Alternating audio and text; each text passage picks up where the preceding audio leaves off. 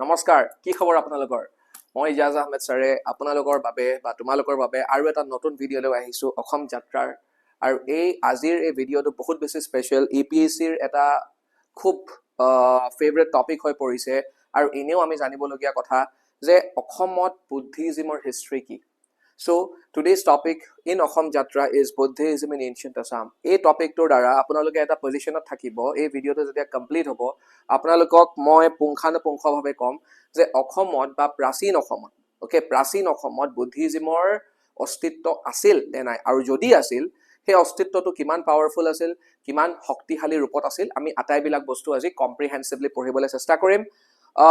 So আমি এতিয়া আগবাঢ়ো okay Assam যাত্ৰা নামৰ সিৰিজটো আমি ইতিমধ্যে স্টাৰ্ট কৰিছোৱে আপোনালোকে যদি চোৱা নাই দুটা ভিডিঅ'জ আমি অলৰেডি শুট কৰিছো আপোনালোকে সেই দুটা ভিডিঅ'জো চাব পাৰে খুব ইন্টাৰেষ্টিং এটো অসম যাত্ৰা নামৰ সিৰিজটো আমাৰ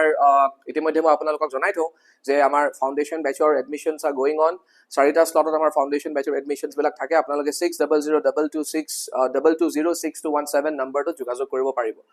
তাৰে লগে লগে আমাৰ এমসিকিউ টেষ্ট ৰিজো চলি আছে প্ৰিফিট সো ইয়াৰ কাৰণে আপোনালোকে সেম নম্বৰত আপোনালোকে যোগাযোগ কৰিব পাৰিব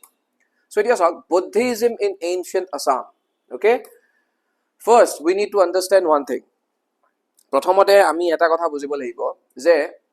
আমি কিয় পঢ়িব লাগে importance of tracing the history of Buddhism in Assam আমি এই টপিকটো আমাৰ বাবে কিয় ইম্পৰ্টেন্ট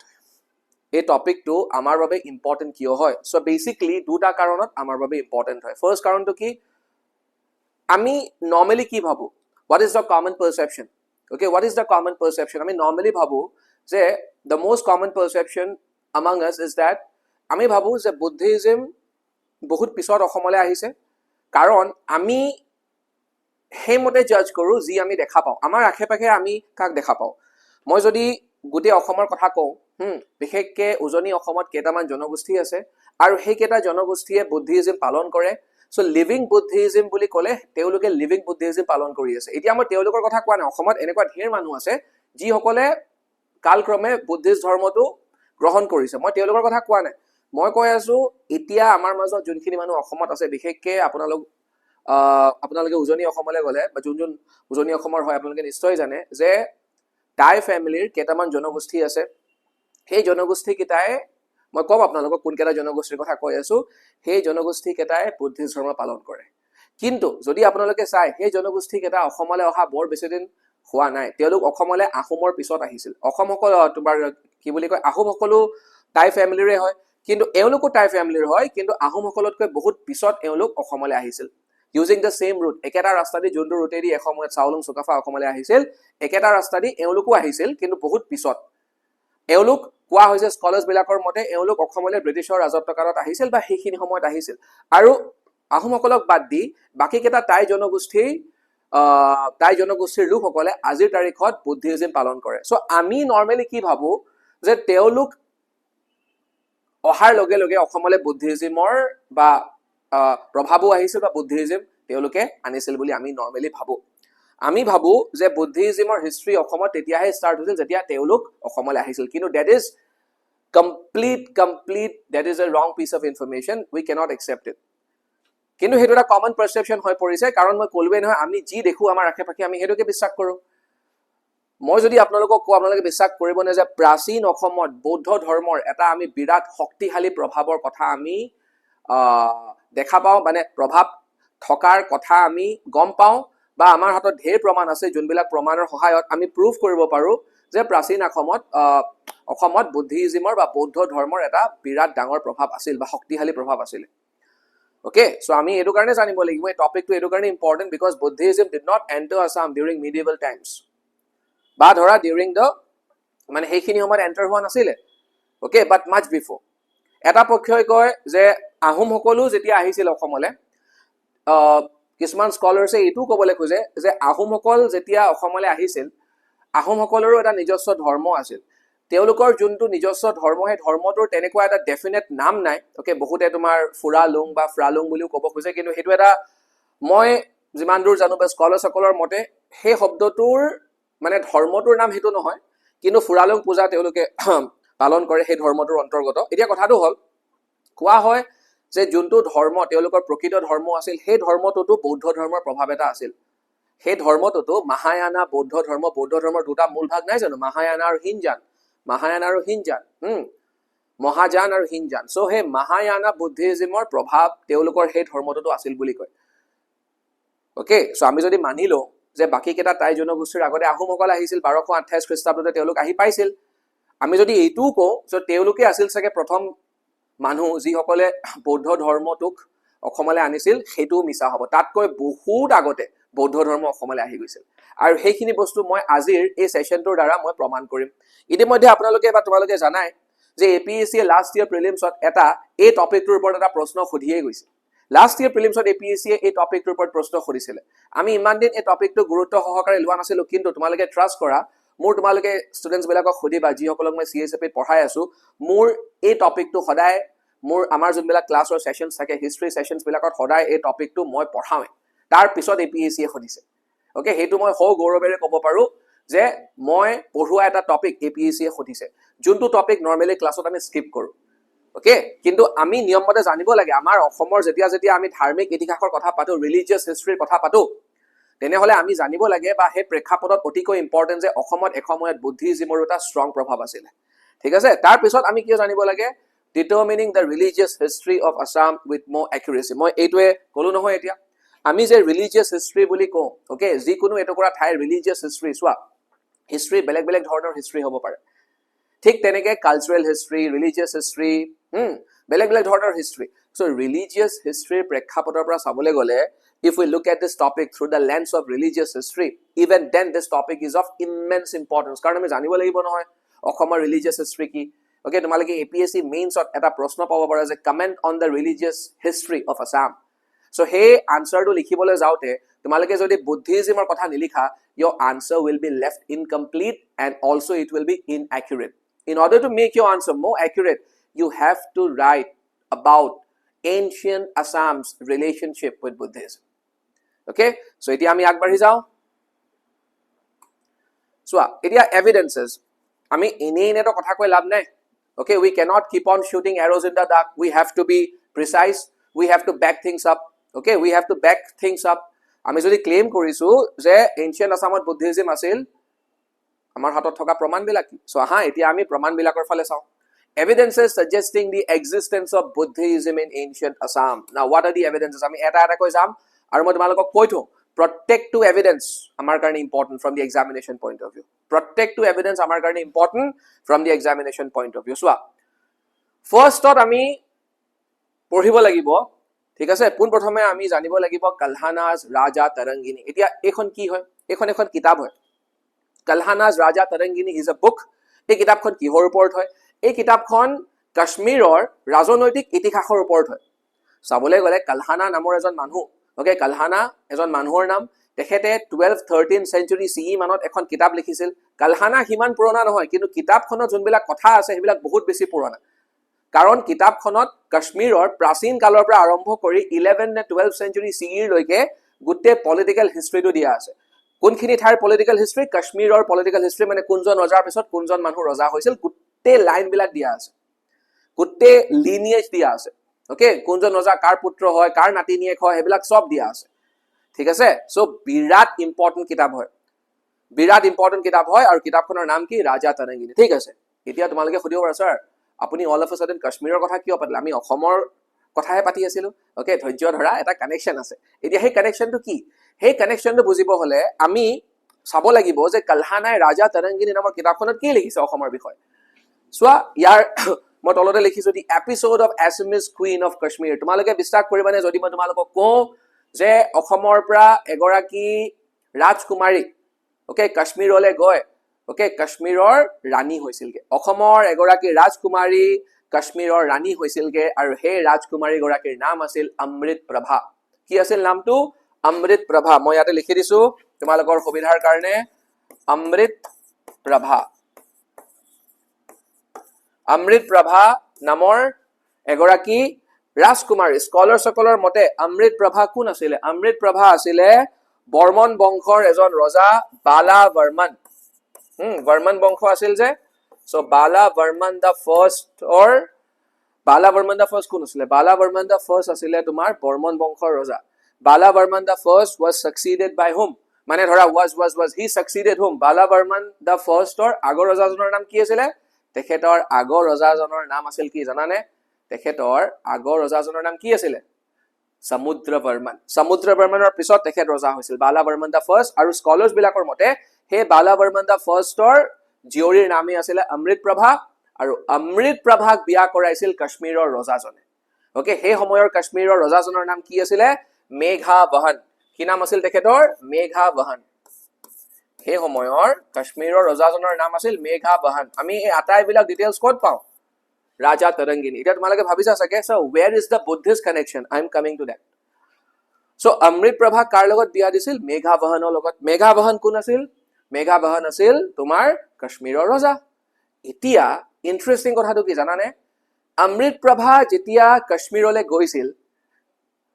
কালহানাই স্পষ্টভাৱে লিখিছে ৰাজা তৰংগিনী নামৰ কিতাপখনত যে অমৃতপ্ৰভাৰ লগত আৰু এজন মানুহ গৈছিল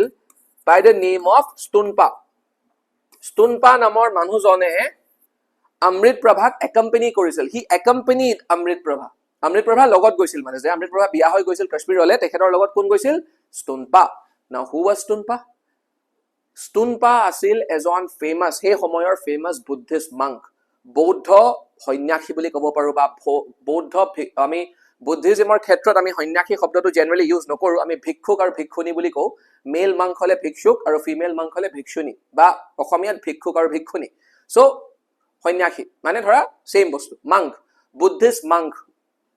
ওকে বলি যে আমি ইংলিশত কওঁ সো ষ্টুনপা was a very important Buddhist monk of that time so Buddhist monk এজন অমৃতপ্ৰভাৰ লগত কাশ্মীৰলৈ গৈছে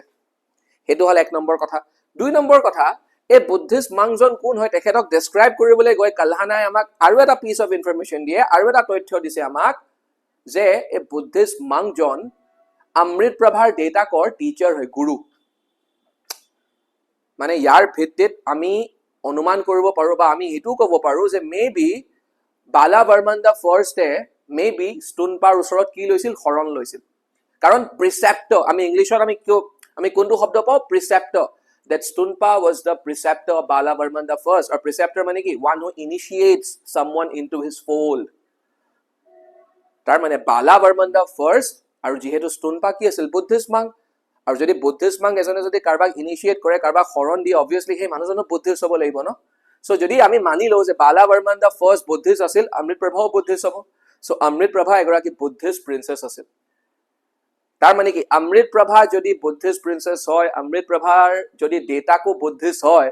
সো আমি ক'ব পাৰোনে আৰু যদি তেখেতৰ ডেটাক যদি বৰ্মন বংশৰ এটা অংশ আছিল পাৰ্ট আছিল বুলি আমি কৈছোৱে সো অসমত বুদ্ধিজমৰ প্ৰেজেন্স আমি পাম নাই সেইখিনি সময়ত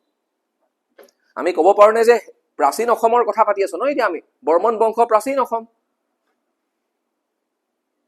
সো আমি ক'ব পাৰোনে এইটো এটা কাৰণ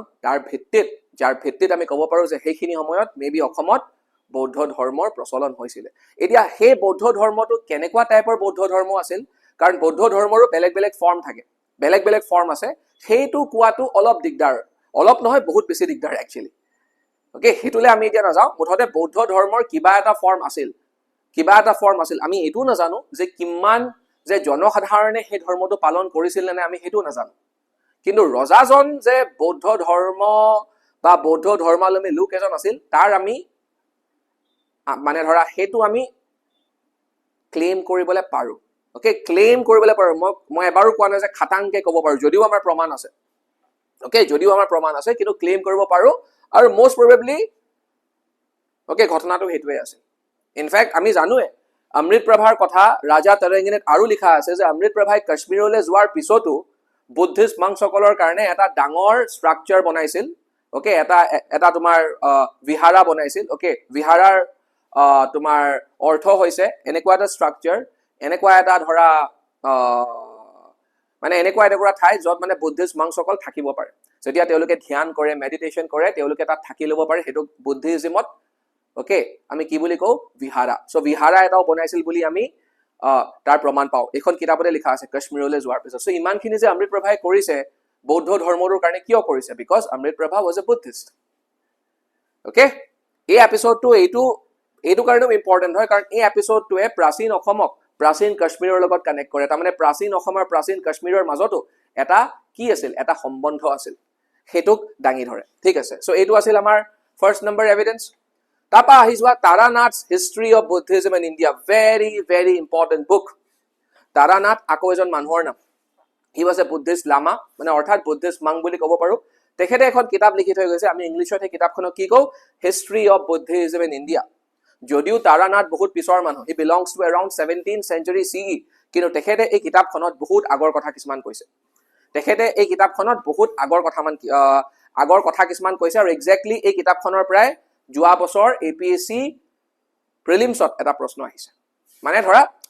সেই প্ৰশ্নটোত কেইবাটাও ষ্টেটমেন্ট আছিলে এটা ষ্টেটমেন্ট তাৰানাথৰ এই কিতাপখনৰ ওপৰতো আছিল এতিয়া তাৰানাথৰ এই কিতাপখনত কি লিখা আছে ঢেৰ কথা লিখা আছে কিন্তু আমি অকল সেইবিলাক কথাত আমি গুৰুত্ব আৰোপ কৰিম যোনবিলাক কথা মানে অসম কেন্দ্ৰিক কথাবিলাক আমি এতিয়া পঢ়িম ঠিক আছে ফাৰ্স্ট কথা আমি মেইনলি দুটা বস্তু পঢ়িব লাগিব যে ভিক্ষু ধুতিকা স্প্ৰেড বুদ্ধিজম ইন কামৰূপ তাৰানাথে তেখেতৰ কিতাপখনত কৈছে যে ধুতিকা নামৰ এজন ভিক্ষুকে ওকে ভিক্ষুক মানে কি ভিক্ষুক মানে মেল মাংক ওকে ধুতিকা নামৰ এজন ফেমাস ভিক্ষুক আছিল ওকে আৰু ধুতিকা নামৰ এই ফেমাস ভিক্ষুকজন কেতিয়া মানৰ হয় তাৰানাথৰ মতে তেখেত তোমাৰ বৌদ্ধদেৱ যেতিয়া পৰলোকগামী হৈছিল বা আমি পৰলোকগামী নকয় বৌদ্ধদেৱৰ ক্ষেত্ৰত আমি মহাপৰিনিৰ্বাণ বুলি কওঁ ওকে মহাপৰিনিৰ্বাণ যেতিয়া বৌদ্ধদেৱ ঢুকাইছিল ইন সিম্পল ৱৰ্ডছ তাৰ প্ৰায় 100 বছৰ মানৰ পাছত এই ঘটনাটো ঘটিছিল যেতিয়া ধুতিকা নামৰ ভিক্ষুকজনে বৌদ্ধ ধৰ্মক অসমলৈ আনিছিল সো ধুতিকা নামৰ ভিক্ষুকজনে একৰ্ডিং টু তাৰানাথ তেখেতে বৌদ্ধ ধৰ্মক অসমলৈ আনিছিল কেতিয়া after around 100 years after the death of Buddha so চোৱা তেতিয়াই মানে ধৰা তাৰানাথৰ যদি আমি এখাৰ কথাৰ মতে যাওঁ তাৰ মানে বৌদ্ধ ধৰ্ম অসমলৈ তেতিয়াই আহি গৈছিল কেতিয়াৰ কথা কৈছো মই কৈ আছো বৌদ্ধদেৱ যেতিয়া ঢুকাইছিল তাৰ ঠিক বৌদ্ধদেৱ ঢুকাইছিল তোমাৰ কি বুলি কয় 5th century তোমাৰ BCE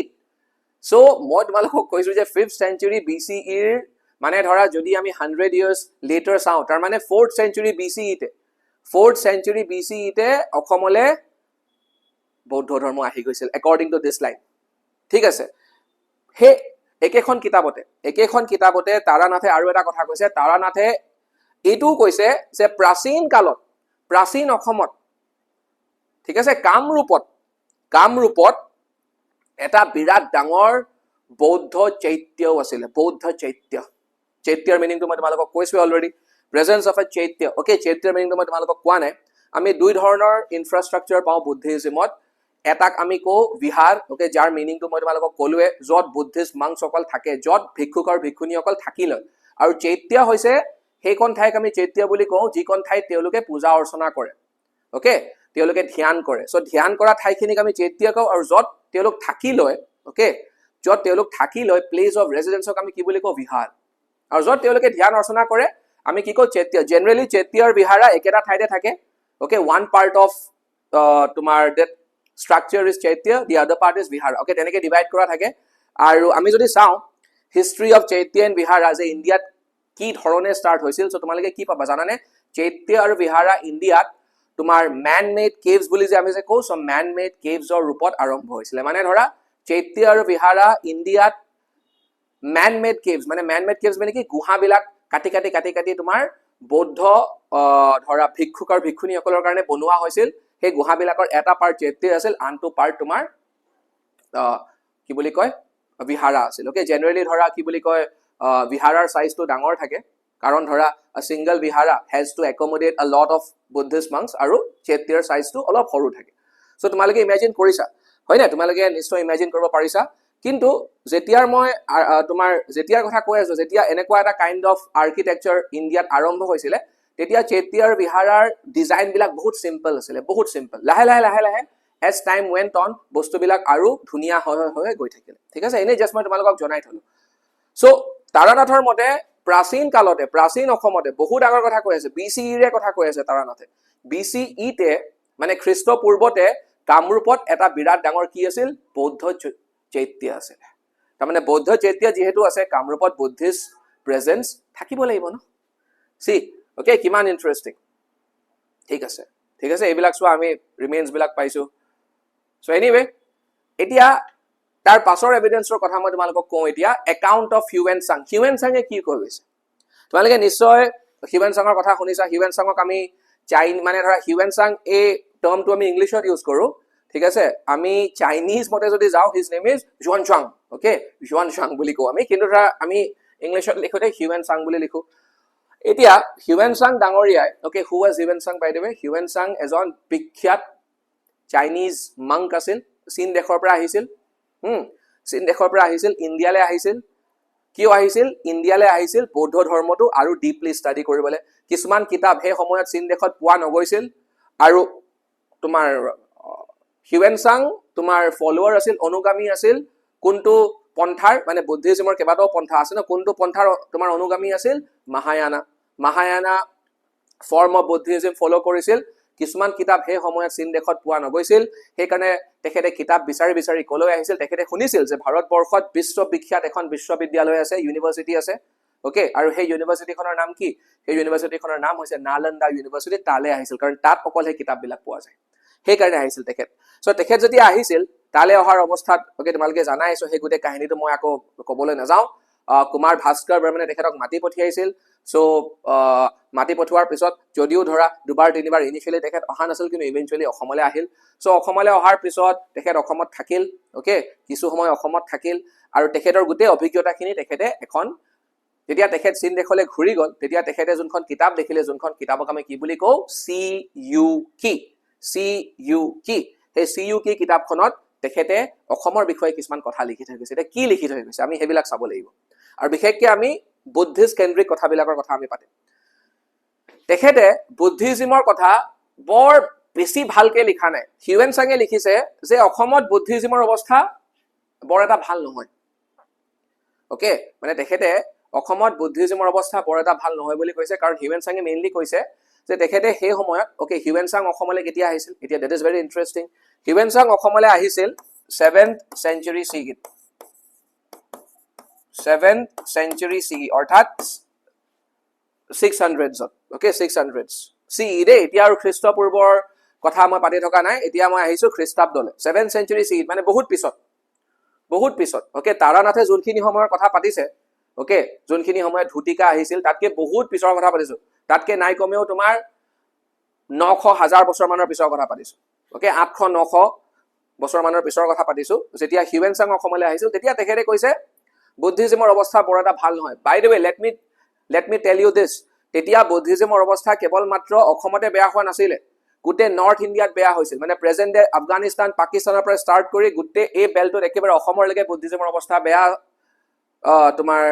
হৈ পৰিছিল কেইবাটাও ফেক্টৰত অ'কে তাৰ ঠিক আগে আগে হুঞ্চবিলাকে এটেক কৰিছিল মিহিৰ কুলৰ কথা তোমাৰ কি বুলি কয় হিউৱেন চাঙে তেখেতৰ কিতাপখনত লিখি থৈ গৈছে যে মিহিৰ কুলক মেইন কালপ্ৰিট বুলি কৈছে হিউৱেন চাঙে অ'কে মিহিৰ কুল আছিলে হুন নামৰ এটা তোমাৰ ট্ৰাইবে এটেক কৰিছিল চেণ্ট্ৰেল এছিয়ান ট্ৰাইবে চ' যাৰ ফলত কোৱা হয় যে বুদ্ধিজিমৰ অৱস্থা বেয়া হৈ গৈছিল বৌদ্ধ ধৰ্মৰ অৱস্থা বেয়া হৈ গৈছিল এনিৱে এতিয়া কিন্তু হিউৱেন চাঙে কি কৈছে হিউৱেন চাঙেতো এবাৰো কোৱা নাই নহয় যে অসমত মই বৌদ্ধ ধৰ্মৰ চিন চাপে দেখা নাই তেখেতে কৈছে অৱস্থাহে বেয়া আছিলে তাৰমানে বৌদ্ধ ধৰ্মৰ প্ৰভাৱ আছিল অসমত তাৰমানে আমি এইটো ক'ব পাৰোঁ ন তাতকৈ বহু বছৰ আগতে বহুত বেছি প্ৰভাৱ আছিল লাহে লাহে প্ৰভাৱটো কমি গ'ল কিছুমান বিশেষ কাৰণৰ ফলত পাৰোঁনে নোৱাৰোঁ কওকচোন আপোনালোকে নিশ্চয় পাৰোঁ চ' এতিয়া কথাটো এনেকুৱা ধৰণৰ চ' ইয়াত মই কি লিখিছোঁ the enigma of Buddhism practice in secrecy what is this all about the enigma of Buddhism কাৰণ হিউৱেন চাঙে তেখেতৰ কিতাপখনত কৈছে CUK নামৰ যোনখন কিতাপ সেই কিতাপখনত কৈছে যে কি কৈছে তেখেতে কিতাপখনত কৈছে যে মই অসমত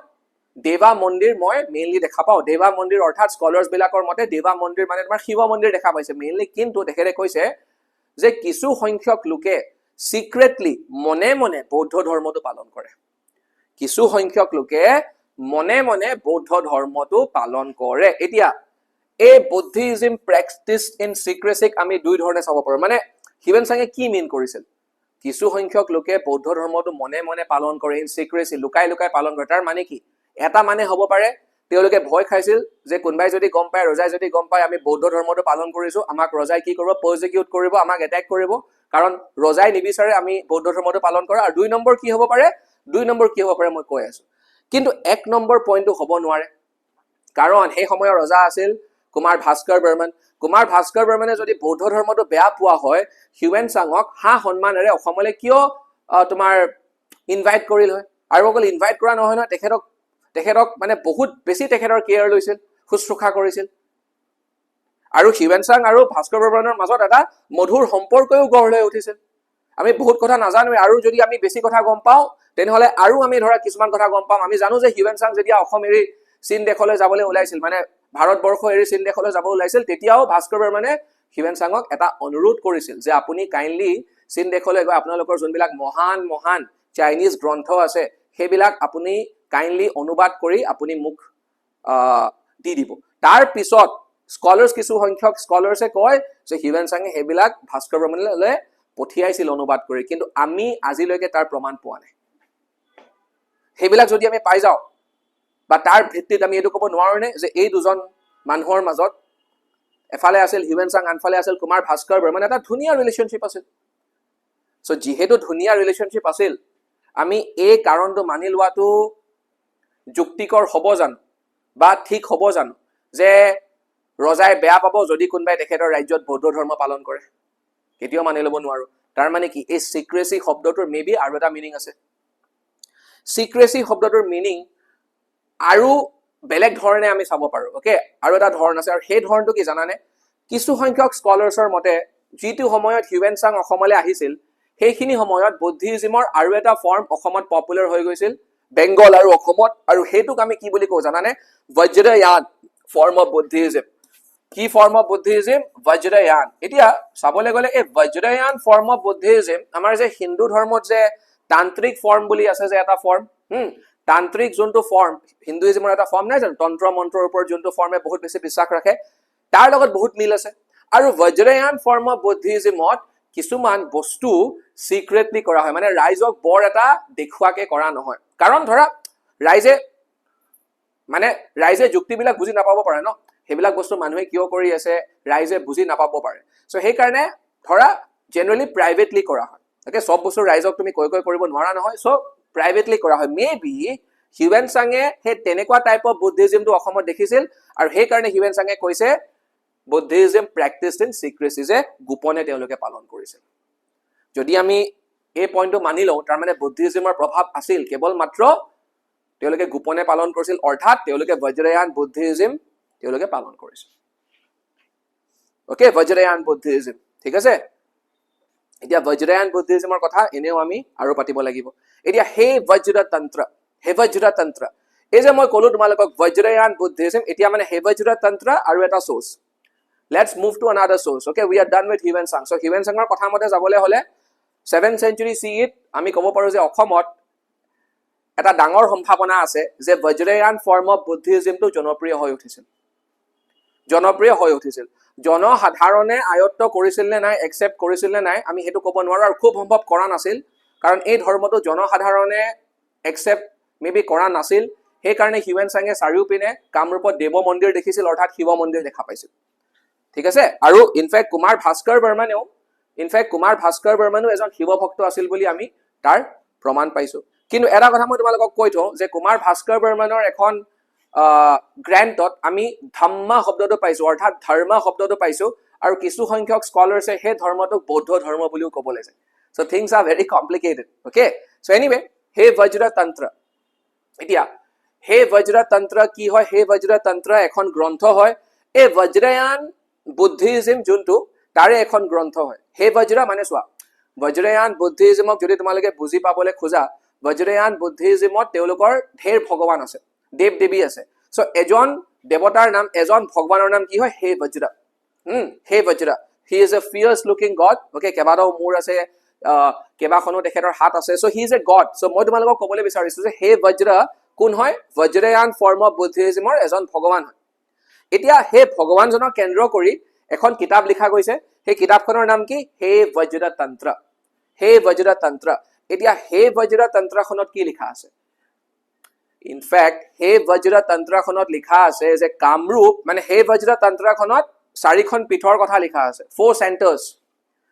মানে বজ্ৰয়ান বুদ্ধিজমৰ 4টা মেইন চেণ্টাৰৰ কথা উল্লেখ আছে আৰু তাৰে ভিতৰৰ এটা মেইন চেণ্টাৰ বুলি কোৱা হৈছে কামৰূপক কাক কোৱা হৈছে কামৰূপক এটা মেইন চেণ্টাৰ বুলি কোৱা হৈছে সেই মানে বজ্ৰয়ান বুদ্ধিজমৰ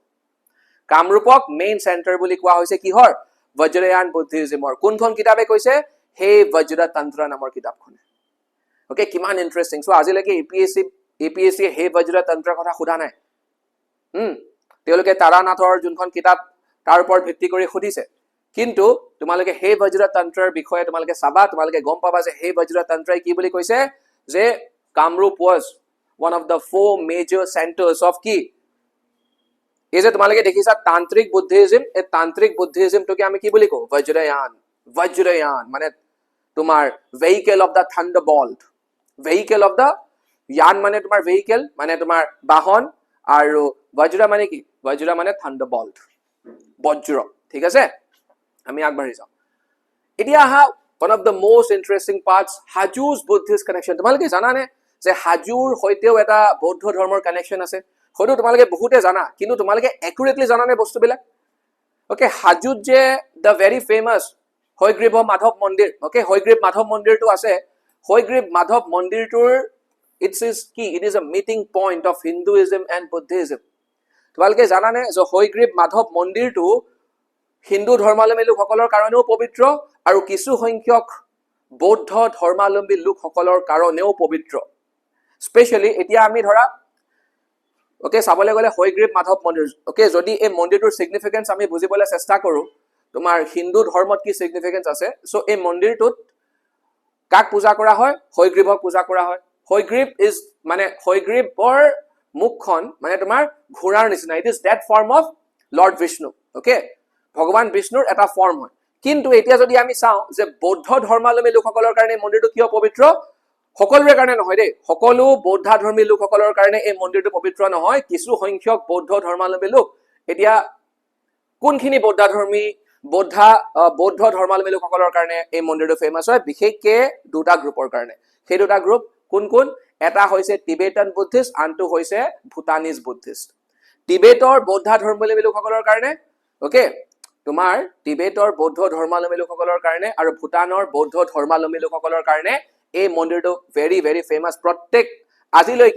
আজিলৈকে প্ৰত্যেক বছৰে তেওঁলোক আহে এই মন্দিৰটোলৈ এতিয়া তেওঁলোক মন্দিৰটোলৈ কিয় আহে এতিয়া আমি হেতু জানিব লাগিব ইয়াৰ ওপৰত ঢেৰ স্কলাৰছে বহুত বেছি ষ্টাডি কৰিছে including doctor Banikanta Kakati okay including doctor Banikanta Kakati এনেকুৱা এজন স্কলাৰ ওকে তোমালোকে তেখেতক এক্সামত কোট কৰিব পাৰা he was a very well known scholar he is a very well known scholar যদিও এতিয়া নাই বাট আৰু ভাষাৰ প্ৰতি তেখেতৰ যথেষ্ট অৰিহণা আছে মানে ভাষাবিদ আছিল হি ওয়াজ এ ফেন্টাস্টিক লিংগুইষ্ট আমি হে বুলি ক'ব পাৰো সো তেখেতে এই থিওৰিটোক সাপোৰ্ট কৰে তেখেতে কয় যে এই যে বুদ্ধিষ্ট লোকসকল স্পেশালি টিবেটান বুদ্ধিষ্ট আৰু কি বুলি কয় ভুটানিজ বুদ্ধিষ্ট সকল যে প্ৰত্যেক বছৰে আহে এটা নিৰ্দিষ্ট সময় আছে যেতিয়া তেওঁলোক হাজুলে আহে হয়গ্ৰীৱ মাধৱ মন্দিৰটোলৈ আহে আৰু তেওঁলোকৰ বাবে নিৰ্দিষ্ট স্থান এটা নিৰ্ধাৰিত কৰা আছে তেওঁলোক তালে যায় তেওঁলোকে দৰ্শন কৰে আৰু তেওঁলোক যায়গে according to doctor Banikanta Kakati তেওঁলোক কিয় আহে কাৰণ তেওঁলোকৰ মাজত এটা বিশ্বাস আছে বৌদ্ধ ধৰ্মাৱলম্বী লোকসকলৰ মাজত এটা বিশ্বাস আছে সেই সকল লোকৰ মাজত এটা বিশ্বাস আছে আৰু সেই বিশ্বাসটো কি জানানে কিছু সংখ্যক লোকে কয় যে ভগৱান বুদ্ধৰ বা বৌদ্ধদেৱৰ মহাপৰিনিব্বাণ সেইখিনি স্থানত হৈছিলে কিছু সংখ্যক লোকে কয় যে বৌদ্ধদেৱৰ মহাপৰিনিব্বাণ সেইখিনি স্থানত হৈছিলে আৰু কিছু সংখ্যক লোকে কয় মানে তেওঁলোকৰ মাজৰে কিছু সংখ্যক লোকে কয় বা স্কলাৰ সকলে কয় যে এই যে তোমালোকে এতিয়া শব্দ দেখে তথাগত ওকে তথাগত আমি বৌদ্ধদেৱকে কওঁ বৌদ্ধদেৱৰ আন এটা নাম তথাগত সো কিছু সংখ্যক লোকে কয় যে তথাগত অৰ্থাৎ বৌদ্ধদেৱৰ তাত মৃত্যু হৈছিলে বা মহাপৰিনিব্বাণ হৈছিলে আৰু কিছু সংখ্যক লোকে কয় যে বৌদ্ধদেৱৰ মহাপৰিনিব্বাণ হোৱা নাই কিন্তু টিবেটান ফৰ্ম অফ বুদ্ধিজমত এজন মানুহক তেওঁলোকে পূজে চোৱা এতিয়া তোমালোকে বুজিব লাগিব যে টিবেটান ফৰ্ম অফ বুদ্ধিজমটো কি হয় টিবেটান ফৰ্ম অফ বুদ্ধিজমটো সেই ফৰ্মটোৰ কথা আমি পাতি আছো যোনটো ফৰ্ম তোমালোকে টিবেটত ওকে লোকসকলক পালন কৰা দেখিবা ভুটানত পালন কৰা দেখিবা ওয়েস্ট বেংগলৰ কিছুমান পাৰ্টছত ফৰ এক্সাম্পল কালিংপং দাৰ্জিলিং হেবিলাক পাৰ্টছত ফলো কৰে তেওঁলোকে তাৰপিছত আমাৰ লাডাখৰ ফালে ফলো কৰে তেওঁলোকে সেই ফৰ্মবিলাক সেই ফৰ্মটো টিবেটান ফৰ্ম বুলি আমি যাক কওঁ কিন্তু এটা কথা মই তোমালোকক কৈ দিওঁ এই যে আমি যে কওঁ দালাই লামা সো দালাই লামাই কোনটো ফৰ্ম তোমাৰ প্ৰমোট কৰি আছে Tibetan form so Tibetan form এটা কমপ্লিটলি বেলেগ পাৰ্ট নহয় বুদ্ধিজিমৰ বজ্ৰয়ান বুদ্ধিজিমৰ এটা পাৰ্ট হয় টিবেটান ফৰ্ম ওকে তোমালোকে চাগে দেখিছা টিবেটান ফৰ্মৰ কিছুমান মন্ত্ৰ থাকে যেনেকে ওম মানে পদ্মে হম এই যে বাইকাৰ্ছ বিলাকে তোমাৰ ফ্লেগ বিলাকত যে লগাই লগাই ঘূৰি থাকে ওম মানে পদ্মে হম ওকে বুজি পাইছা নাই সেইবিলাক মানে মন্ত্ৰ থাকে তেওঁলোকেও মন্ত্ৰ তন্ত্ৰৰ ওপৰত খুব এটা বিশ্বাস ৰাখে আৰু জোৰ দিয়ে so anyway so hey Tibetan form of Buddhism বুলি আমি যাক কওঁ বা বজ্ৰয়ান ফৰ্ম অফ বুদ্ধিজিমটোৰ অৰিজিন ক'ত হৈছিল ইণ্ডিয়াত হৈছিল কিছু সংখ্যক লোকে কয় মই অলপ আগতে তোমালোকক বুজাইছিলো যে বজ্ৰয়ান ফৰ্ম অফ তোমাৰ বুদ্ধিজিমৰ আৰম্ভণি ইণ্ডিয়াৰ পৰাই হৈছিল আৰু সেই স্কলাৰসকলৰ মতে ইষ্ট ইণ্ডিয়াৰ পৰা হৈছিল ইডাৰ বেংগলৰ পৰা হৈছিল নহলে অসমৰ পৰা হৈছিল সো এতিয়া সেই বজ্ৰয়ান ফৰ্ম অফ বুদ্ধিজিমটো সময়ৰ লগে লগে বা ক্ৰমান্বয়ে ভূটান টিবেট সেইবিলাক অঞ্চললৈ গ'ল আৰু সেইবিলাক অঞ্চললৈ কোনে নিলে সেইবিলাক অঞ্চললৈ যিজন মানুহে নিলে সেইজন মানুহৰ নাম হৈছে পদ্মা সম্ভৱা তেওঁলোকে এখেতক ৰাইপোচে বুলি কয় কি বুলি কয় ৰাইপোচে ইফ আই এম নট মিষ্টেকেন আমি কি কওঁ পদ্মা সম্ভৱা সংস্কৃতত পদ্মা সম্ভৱ তেওঁলোকে ৰাইপোচে বুলি কয় আৰু তেওঁলোকে you guys won't believe Tibetan form of বুদ্ধিজিমত ৰাইপোচেক he has been given a place next to Buddha বুদ্ধাৰ পিছতে তেখেতক সন্মান কৰে ইমান বেছি সন্মান কৰে মানে তেখেত ভাৰতীয় মূলৰ লোক আছিল আৰু তেখেতে এই ধৰ্মটো তালৈ লৈ গৈছিল এতিয়া কিছু সংখ্যক স্কলাৰছে কয় যে হাজোৰ সেইখিনি ঠাইত মে বি পদ্মা সম্ভৱাৰ মৃত্যু হোৱাৰ সম্ভাৱনা আছে বা হৈছিল হাজোৰ সেইখিনি ঠাইত মে বি পদ্মা সম্ভৱাৰ মৃত্যু হৈছিল আৰু একৰ্ডিংলি সেইকাৰণে হাজো তেওঁলোকৰ বাবে পবিত্ৰ স্থান কিন্তু কিছু সংখ্যক লোকে কয় যে হাজোত বৌদ্ধ দেৱৰে মৃত্যু হৈছিল কিন্তু মই নাভাবো যে এইটো ফাৰ্ষ্ট থিয়ৰী ইজ কাৰেক্ট কাৰণ আমাৰ হাতত যথেষ্ট প্ৰমাণ আছে যোনবিলাকৰ সহায়ত আমি এটা বস্তু প্ৰমাণ কৰিব পাৰো যে বৌদ্ধদেৱৰ মৃত্যু হাজোত হোৱা নাছিল বৌদ্ধদেৱৰ মৃত্যু হৈছিল কুশীনগৰত তোমালোকেও চাগে কিতাপে পত্ৰই পাইছা আৰু আমি তাৰ এভিডেন্স পাইছো there so maybe there is a greater likelihood of Padmasambhava breathing his last at Hajo আৰু একৰ্ডিংলি সেইকাৰণে সেইখিনি অঞ্চল ওকে সেইখিনি অঞ্চল সেইসকল বৌদ্ধ ধৰ্মাৱলম্বী লোকসকলৰ বাবে ফেমাছ হৈ গ'ল বা ইম্পৰ্টেণ্ট হৈ গ'ল যিসকল লোকে পদ্মা সম্ভৱাক বা সেই ধৰ্মটোৰ লগত জড়িত হৈ আছে বজ্ৰয়ান ধৰ্মটোৰ লগত জড়িত খুব ইণ্টাৰেষ্টিং সেইকাৰণে তেওঁলোকে সেই মন্দিৰটোলৈ আহে ওকে সেইকাৰণে তেওঁলোকে মন্দিৰটোলৈ এনেও যদি আমি চাওঁ এই মন্দিৰটোৰ হিষ্ট্ৰী কি এই মন্দিৰটো মানে যোনটো মন্দিৰ তাত এতিয়া আছে হাজোত যোনটো মন্দিৰ অৱস্থিত তোমাৰ হয়গ্ৰীৱ মাধৱ মন্দিৰ এই মন্দিৰটো তোমাৰ ৰঘুদেৱে বনাইছে ৰঘুদেৱ ওকে ৰঘুদেৱ কোন ৰঘুদেৱ হয় বীৰ চিলাৰায়ৰ পুত্ৰ ৰঘুদেৱ ওকে ৰঘুদেৱে এই মন্দিৰটো বনাইছিল বুলি কয় সো ৰঘুদেৱ কেতিয়াৰ মানুহ ৰঘুদেৱ তোমাৰ 16th century CE মানুহ কেতিয়াৰ মানুহ 16 ওকে 1600 শতিকা 16th century CE মানুহ তাৰ আগতে কিছু সংখ্যক স্কলাৰছে কয় তাৰ আগতে মে বি এক্স্যাক্টলি এই মন্দিৰটোৰ ফৰ্ম কি আছিল কোৱাটো অলপ টান ওকে কোৱাটো অলপ টান এনেও যদি আমি যাওঁ প্ৰাচীন অসমৰ যোনটো পাল বংশ ওকে তোমালোকে নিশ্চয় নাম শুনিছা নহয় পালাজ ওকে পাল বংশ বা পাল বংশৰ যদি তোমালোকে তেওঁলোকে কোনটো ধৰ্মক প্ৰমোট কৰিছিল যদি মই তোমালোকক স্পষ্টকৈ সুধো আনসাৰটো দিওঁতে চাগে তোমালোকে অলপ প্ৰব্লেম ফেচ কৰিবা ইনফেক্ট ময়ো কৰিম কাৰণ আমি ভালকে নাজানো কাৰণ কিছু পাল বংশৰ ৰজাবিলাকে স্পষ্টকে তেখেতে যোনবিলাক মাটিৰ অনুদান দি গৈছে লেণ্ড গ্ৰেণ্টছ দি গৈছে তেওঁলোকে ক্লিয়াৰলি নিজকে মহাগৌৰীৰ ফলোৱাৰ্ছ বুলি কৈছে মহাগৌৰী মানে শিৱ আৰু শক্তিৰ বা শিৱ আৰু পাৰ্বতীৰ ফলোৱাৰ্ছ বুলি কৈছে নিজকে কিন্তু স্কলাৰ্ছ বিলাকে আৰু কিছুমান এভিডেন্স পাইছে যোনবিলাক এভিডেন্সে এটা বস্তু প্ৰমাণ কৰে বা যোনবিলাক এভিডেন্সৰ আমি আৰু এটা ক্লেইম কৰিব পাৰো যে খুব সম্ভৱ পালা বংশৰ ৰজাবিলাকে বজ্ৰয়ান বুদ্ধিজিমটো প্ৰমোট কৰিছিল তাৰ এভিডেন্স পাইছো চোৱা বেংগলতো পাল বংশ আছিলে অসমতো পাল বংশ আছিলে যদিও এই দুটা পাল বংশ বেলেগ বেলেগ বেংগলৰ পাল বংশটো আগতে আহিলে বেংগলৰ পাল বংশটো জড়িত হৈ আছিল বজ্ৰয়ান বুদ্ধিজিমৰ লগত পাছলৈ গৈ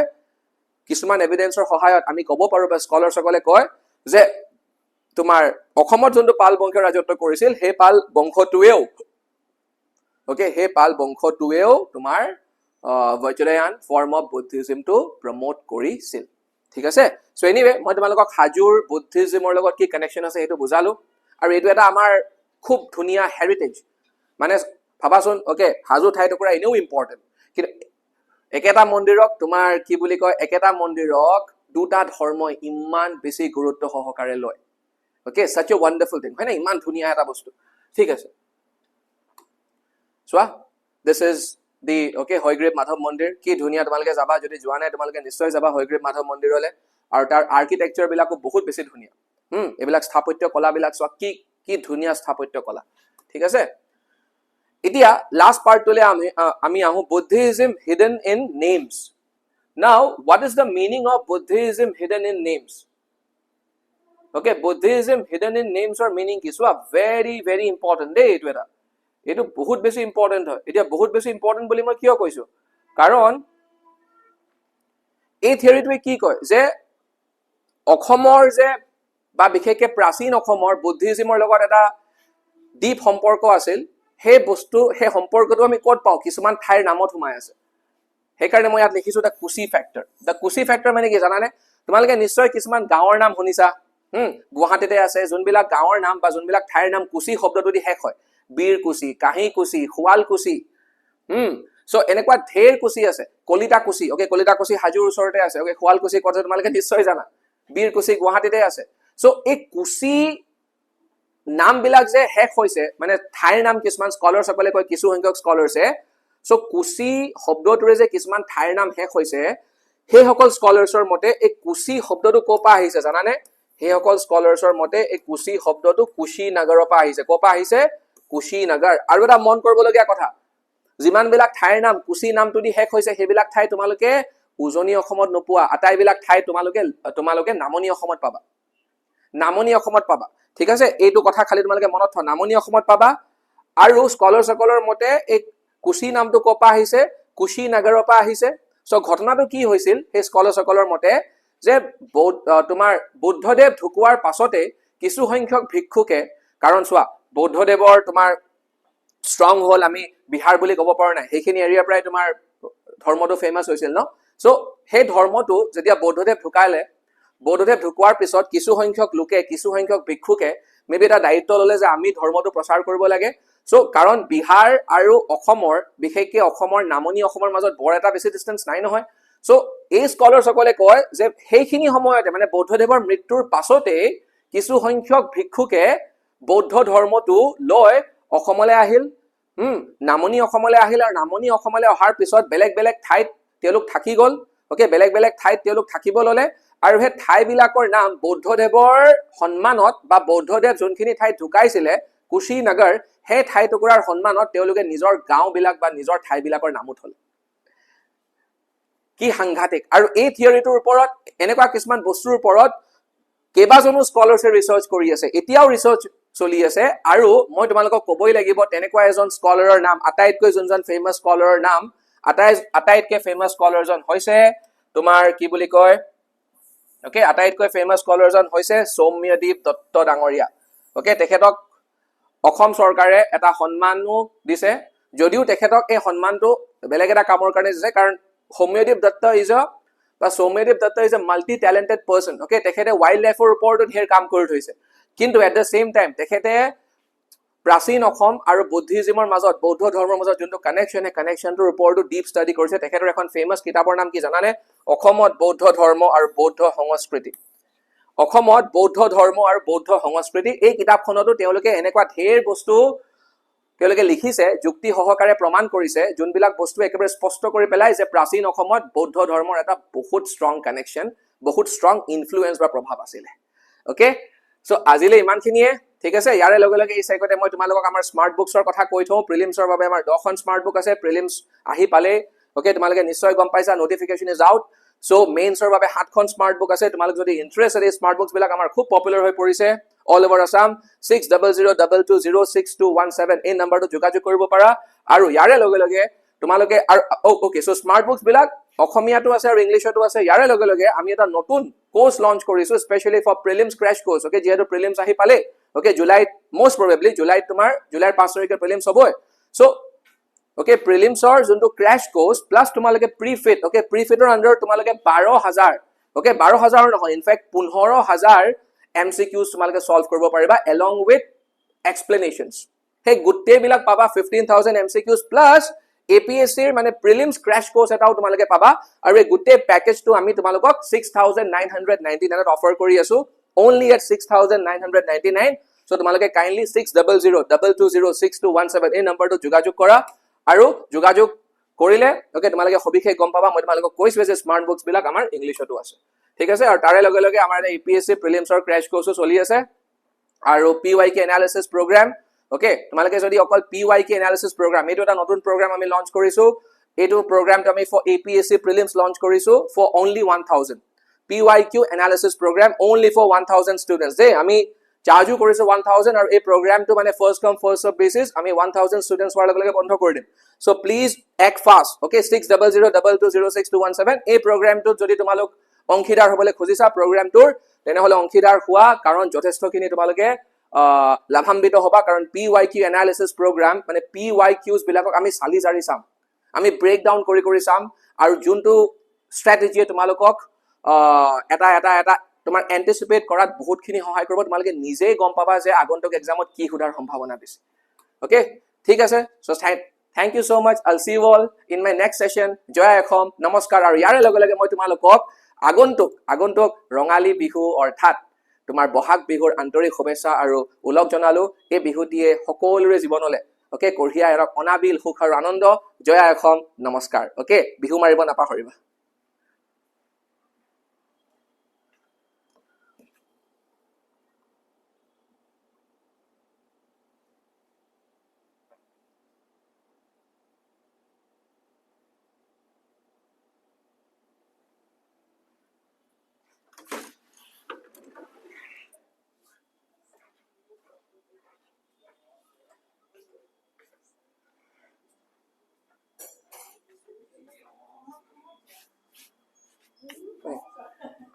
সুন্দৰ গলে